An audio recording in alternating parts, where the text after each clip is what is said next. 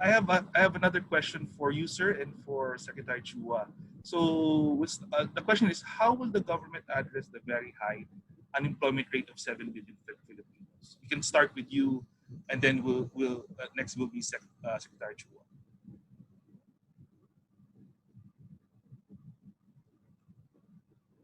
Capsec. Good, ayan.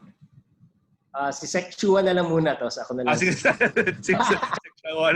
Parang muna, sige. Okay, thank you very much. I'll just give an intro, then Cabsec will fill in the important ones. Okay, I think there are three things that the government is doing right now to address the increased level of unemployment. The first one, as you have seen sa Bayanihan 2, we have put a lot of money on the healthcare system and in the testing, tracing, isolation, and treatment. The sooner we get this part of the recovery program addressed, the sooner the confidence of the people will come back. And they, once are confident, they will go back to work.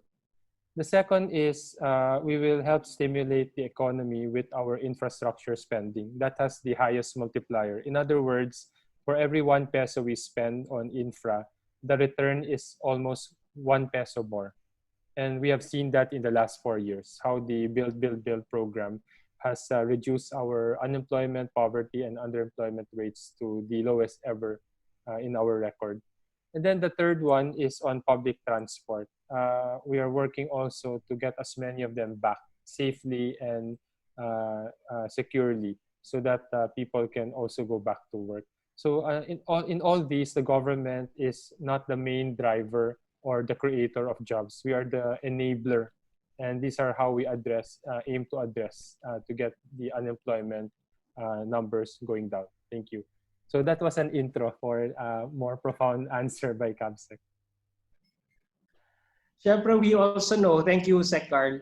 Actually, we also know that one of the drivers for employment is also our micro, small, and medium enterprises. No? A bulk of our industries belong to that sector. So what we want also to do is, apart from confidence building sa mga MSMEs, hopefully through the Bayanihan 2 law and the funding support that was approved by Congress, we'll be able to stimulate more MSMEs. No? Those that were existing MSMEs, we hope to be able to get them back on their feet. While doing that, we also hope to be able to stimulate the growth or the establishment of more MSMEs para they can also provide jobs for our people. And stimulation, also, one of the agencies or departments na hindi masyado natin tinitingnan, DOS, and shift towards that direction, science and technology and information and communications technology, especially in this digital age. Then we'll have to create an enabling environment. So learning online also through TESDA, through CHED, through state universities and colleges, making information available online to help give our people some ideas on what sort of businesses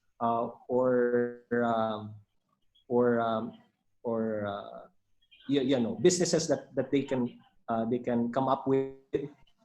Then finally, stimulate growth also in the countryside.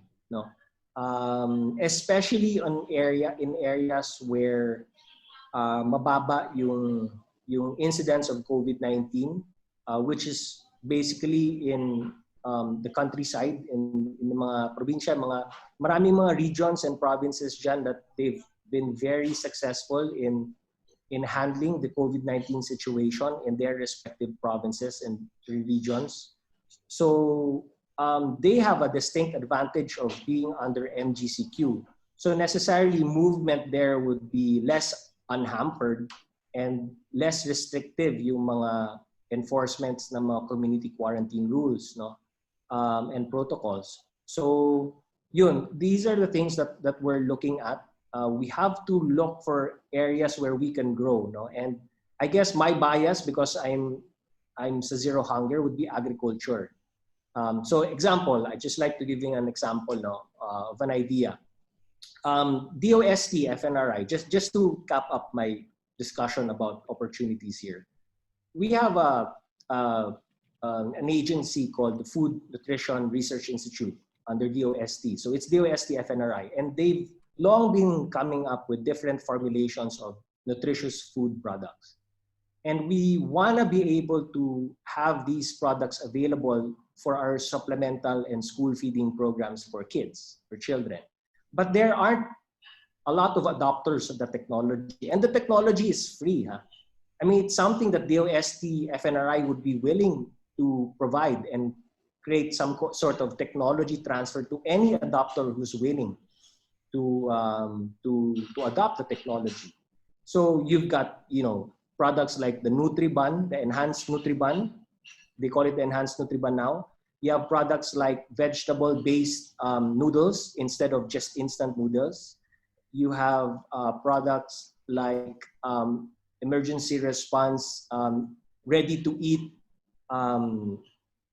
nutritious, instant, instant arroz caldo, instant laing, instant pochero, instant pinakbet. So all of these food technologies, and they need a lot of adopters.